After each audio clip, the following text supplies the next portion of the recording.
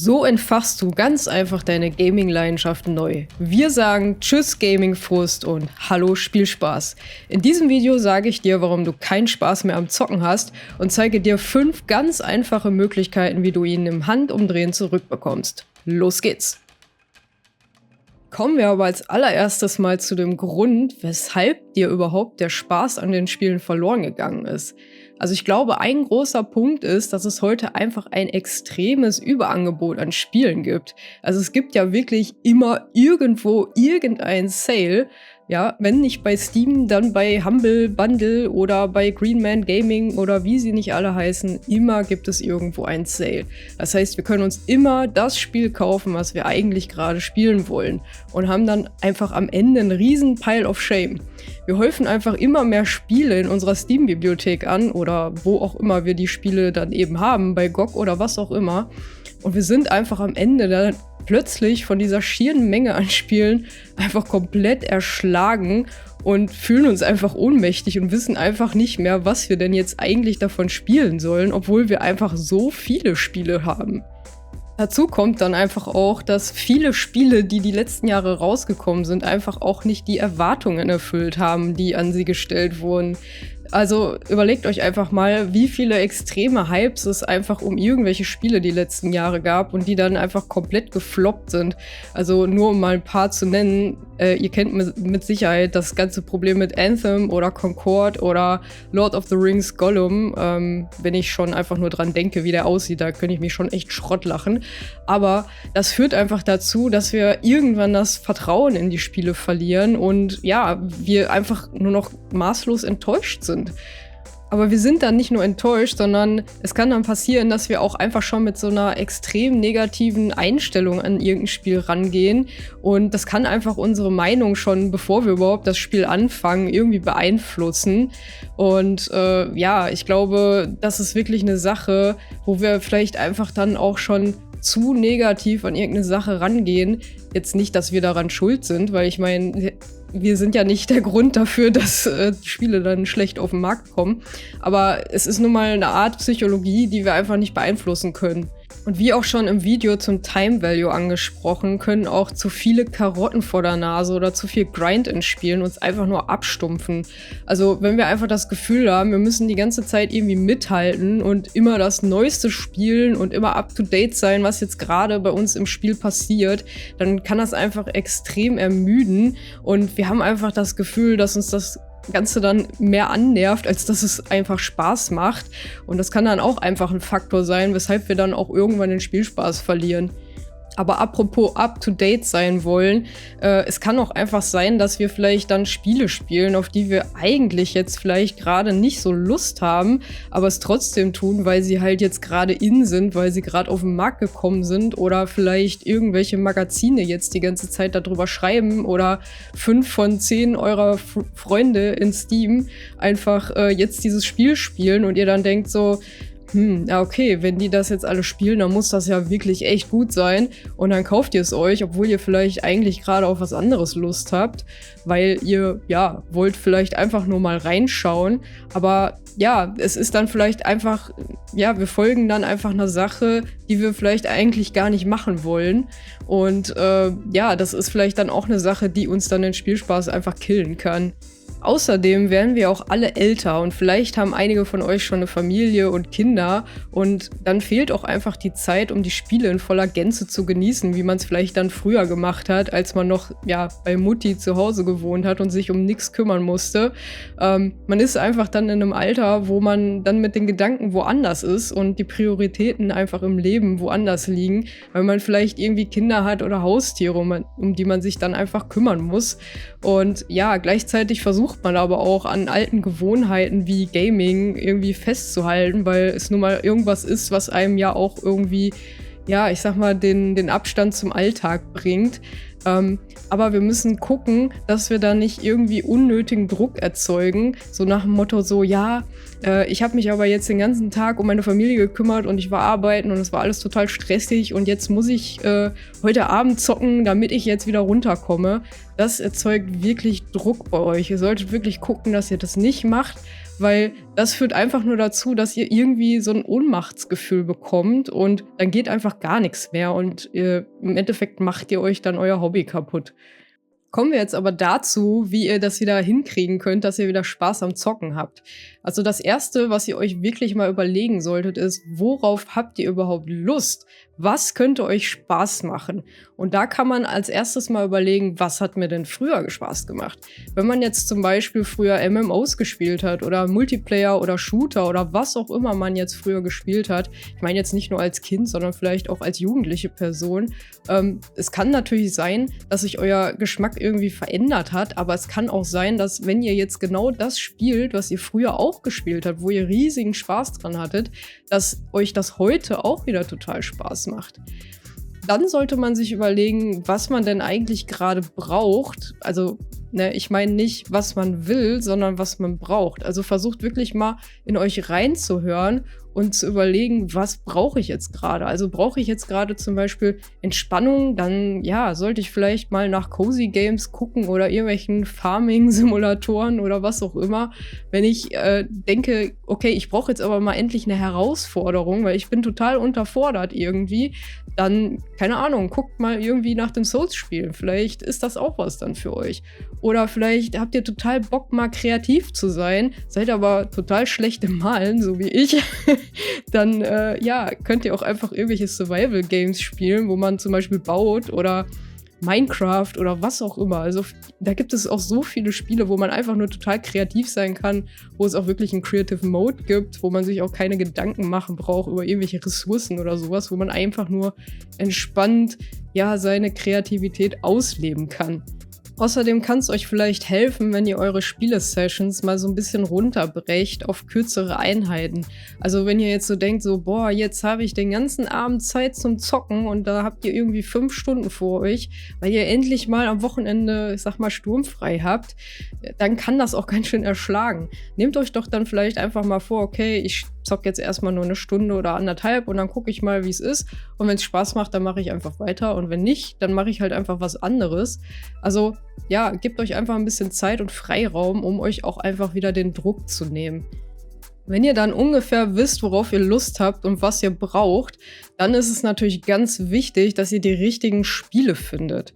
Dafür ist es ganz gut, wenn ihr vielleicht mal euren Backlog aufräumt, also sprich euer Pile of Shame, wie ihr das am besten hinbekommt. Dazu habe ich auch schon mal ein Video gemacht. Das ist oben rechts verlinkt, wenn ihr euch das mal anschauen wollt. Da ist auf jeden Fall ein sehr hilfreicher Tipp dabei, wie ihr auf jeden Fall da ein bisschen mehr Organisation reinbekommt. Aber der Punkt ist, ihr braucht vielleicht nicht immer neue Spiele, um das richtige Spiel zu finden. Vielleicht habt ihr auch schon genau das Spiel, was ihr jetzt braucht und was ihr jetzt spielen wollt, schon lange in eurer Steam-Bibliothek. Und es wartet einfach nur schon ewig darauf, ganz einsam in einer Ecke, dass ihr einfach sagt so, yo, auf dich habe ich jetzt gerade Lust. Ganz wichtig ist es auch, dass ihr versucht, endlich mal über den Tellerrand zu schauen. Also ich kenne so Leute, die spielen wirklich immer nur irgendwie ein und dasselbe Genre, vielleicht noch 2 verschiedene Genres, aber die probieren halt irgendwie nie was Neues aus. Und das ist wirklich so ein Punkt, versucht da mal wirklich ein bisschen weiteren Blick zu bekommen. Wenn ihr zum Beispiel noch nie in eurem Leben Strategiespiele gespielt habt, dann versucht das doch einfach mal aus. Ja, es gibt wirklich so viele verschiedene Spiele und auch gerade so im Indie-Bereich. Also viele haben, glaube ich, Indie-Spiele noch gar nicht ausprobiert. Und da gibt es wirklich sehr originelle Spieleideen, die einfach komplett anders sind zu dem, was ihr vielleicht irgendwie mal gesehen habt in eurem Leben. Also das könnte eine richtig gute Inspirationsquelle sein.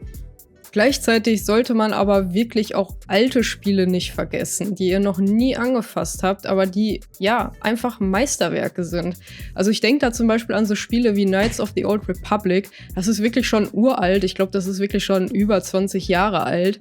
Aber es ist einfach immer noch wert, heute gespielt zu werden, weil es einfach ein unglaublich gutes Spiel ist. Und wenn ihr diese Spiele einfach noch nicht gespielt habt, informiert euch doch einfach mal, was es so für Blockbuster aus den letzten 10 oder 20 Jahren gibt und spielt die doch einfach mal. Die gibt es meistens auch ganz günstig auf GOG und da könnt ihr euch auch sicher sein, dass die dann auch laufen auf Windows 10 oder 11 oder was auch immer ihr habt.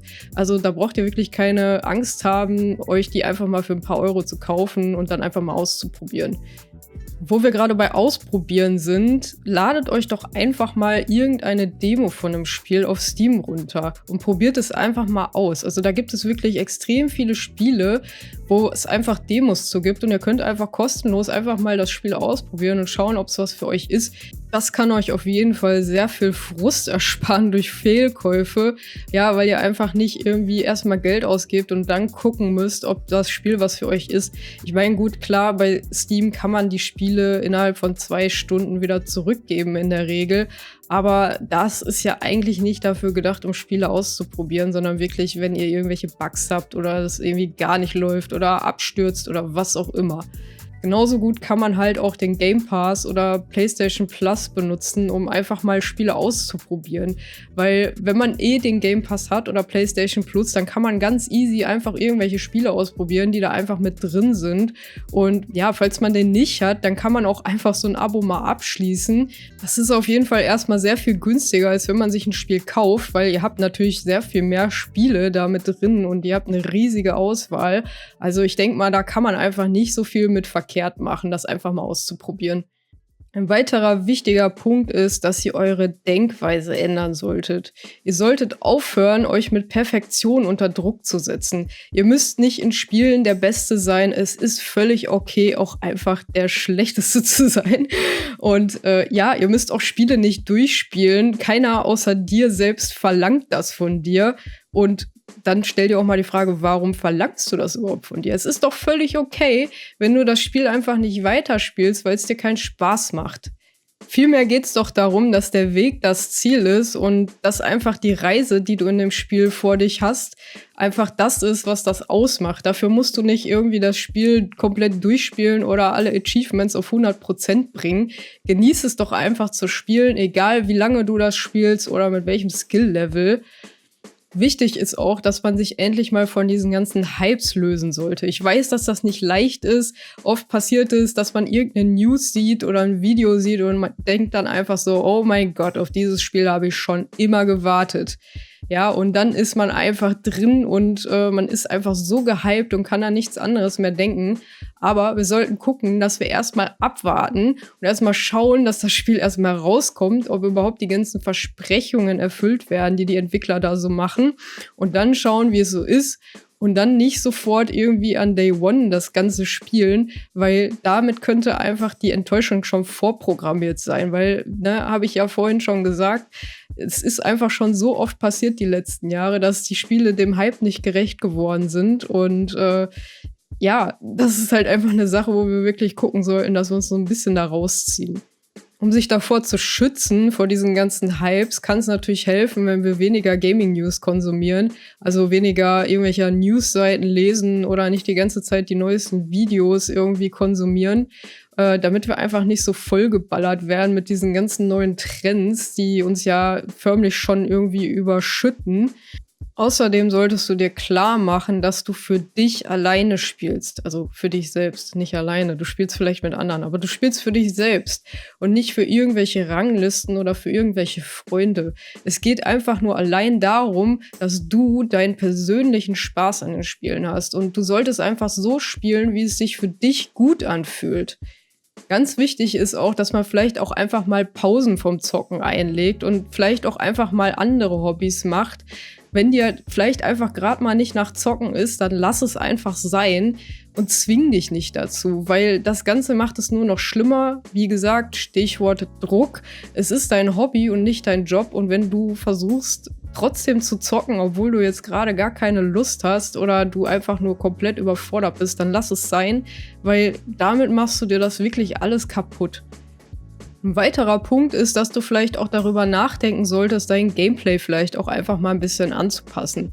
Wenn du zum Beispiel merkst, dass du nicht mehr die Geduld hast, um 50 Mal an irgendeiner Stelle zu sterben oder dich mit irgendwelchen komplexen Builds auseinanderzusetzen, dann solltest du vielleicht einfach den Schwierigkeitsgrad reduzieren, um einfach unnötigen Frust vorzubeugen. Außerdem kann man auch total gut irgendwelche Mods von Nexus Mods oder wo auch immer benutzen, um sein Spiel auch einfach so zu gestalten, wie man es einfach möchte. Das gilt natürlich für Singleplayer-Only-Spiele, weil sonst ist es ein bisschen unfair. Aber ich zum Beispiel, ich habe es ja auch schon ein paar Mal in anderen Videos gesagt, habe mir damals den Easy Mode für Elden Ring installiert, weil mir das Spiel persönlich einfach viel zu schwer ist und ich da überhaupt nicht mit klarkomme. Aber ich wollte es einfach total gerne spielen und deswegen war das für mich einfach eine gute Möglichkeit, das eben dann einfach trotzdem zu genießen, das Spiel. Außerdem kann man auch einfach sich mit Mods Gameplay-Erleichterungen oder irgendwelche Quality-of-Life-Features installieren, die man sonst vielleicht nicht hätte und die das Spiel dann einfach ein bisschen angenehmer machen. Wenn du jemand bist, der fast nur Multiplayer spielt, dann solltest du dich vielleicht auch mal fragen, ob es immer Multiplayer sein muss. Ja, frag dich vielleicht, ob du immer noch Spaß am kompetitiven Gameplay hast oder ob dir das nicht einfach zu viel ist und zu stressig, immer versuchen zu müssen, mit anderen irgendwie mithalten zu müssen. Es muss ja nicht komplett ohne andere Menschen sein, ja. Also man kann ja auch Spiele im Koop spielen mit Freunden oder so, aber vielleicht ist dann einfach diese PvP-Komponente weg, die einem ja auch irgendwie natürlich ein bisschen Druck macht, weil man möchte natürlich nicht super schlecht sein, wenn man gegen andere spielt. Aber ja, vielleicht ist das für dich auch einfach was du vielleicht reduzieren könntest, weil du merkst, dass das auch auf dich irgendwie unnötigen Druck ausübt. Kommen wir jetzt zum letzten Punkt und der wäre, dein Umfeld anzupassen. Ja, versuche wirklich, dir in der wahrscheinlich wenigen Zeit, die du zum Game hast, dich voll darauf zu konzentrieren. Leg zum Beispiel mal dein Handy weg oder schalt es stumm oder dreh es um oder leg es vielleicht sogar in einen komplett anderen Raum. Und ganz wichtig, ich weiß, das klingt jetzt ein bisschen wie Mutti, aber besorge dir einen vernünftigen Stuhl, auf dem du ergonomisch sitzen kannst, ohne nach 3 Minuten Nackenschmerzen aus der Hölle zu haben. Das ist wirklich ganz wichtig, weil sonst hast du vielleicht Spaß am Zocken, aber dir tut einfach irgendwie alles weh dann. Und das ist natürlich auch irgendwie so eine Sache, wo man dann vielleicht denkt so, na gut, vielleicht habe ich jetzt dann doch nicht so Lust zu zocken, weil dann tut mir wieder alles weh am Ende. Ja, und wichtig ist auch, steh zwischendurch wirklich mal auf und beweg dich mal ein bisschen. Also wirklich, wenn du auch längere Sessions spielst, ja, geh einfach mal, keine Ahnung, geh mal in die Küche und hol dir was zu trinken oder geh einfach mal auf Toilette oder lauf einfach mal stumpf sinnlos 5 Minuten durch deine Wohnung, kann man ja auch machen. Außerdem solltest du für eine angenehme Beleuchtung sorgen. Also es sollte nicht blenden, aber natürlich auch nicht zu dunkel sein, damit die Augen sich nicht überanstrengen. Und ja, vielleicht hilft es dir auch, dir einfach mal feste Zeiten zum Zocken einzuräumen, sodass du einfach genau weißt, wann du deine persönliche Me-Time hast. Du kannst ja vielleicht auch deinen Freunden oder deiner Familie vorher sagen, so okay, jetzt bin ich erstmal bis 22 Uhr oder was auch immer nicht zu erreichen. Oder du bist halt einfach nicht zu erreichen. Kannst du ja auch so machen. Weil dann bist du wirklich mal ungestört und hast wirklich mal Zeit für dich, ohne dass du wirklich immer über andere Dinge nochmal nachdenken musst oder keine Ahnung, Tante Gerda meldet sich jetzt irgendwie wegen Kuchenessen am Sonntag oder was auch immer. Also, ne, du bist halt wirklich für dich und das kann auch echt helfen, um mal wieder wirklich sich darauf zu konzentrieren, was man da wirklich macht und auch einfach wieder Spaß an der ganzen Sache zu bekommen. So, damit sind wir dann auch schon am Ende des Videos. Also als Fazit kann man wirklich festhalten, du solltest auf jeden Fall in erster Linie darauf achten, jeglichen Druck zu reduzieren und wirklich einfach dein Gaming wieder bewusster zu gestalten. Frag dich wirklich, was du brauchst und was dich vielleicht sogar stört und richte dich einfach auch mal auf ein Neues ein. Wenn du aber vielleicht nicht so für Neues zu haben bist, dann versuch's auch einfach mal mit was Altbewährten, was dir früher Spaß gemacht hat, aber was vielleicht schon extrem lange vergessen schien in deinem Kopf. Ja, vielleicht entfacht das auch wieder das Feuer, was du früher hattest für irgendein Spiel und du hast dann wieder Spaß an irgendwas, was du früher schon mal kanntest. Aber das Allerwichtigste ist auf jeden Fall, dass du den Kopf nicht in den Sand steckst. Jeder kennt diese Phase und jeder hat sie auch schon mal durchgemacht. Aber ganz wichtig, der Spaß ist nicht weg. Er kann sich nur manchmal ziemlich gut vor uns verstecken. Und ich bin mir sehr sicher, dass du den Spaß mit diesen Tipps wieder hervorlocken kannst. Mich würde aber auch mal interessieren, ob ihr vielleicht weitere Tipps habt, wie man wieder Spaß am Zocken bekommen kann. Oder was hat dir vielleicht am meisten geholfen? Und was möchtest du vielleicht, was in diesem Video angesprochen wurde, auch mal einfach ausprobieren? Mehr interessante Videos rund um das Thema Gaming findest du auf jeden Fall auch auf meinem Kanal. und gib mir doch einfach gerne ein Abo, um nichts zu verpassen. Vielen Dank fürs Zusehen und wir sehen uns beim nächsten Video.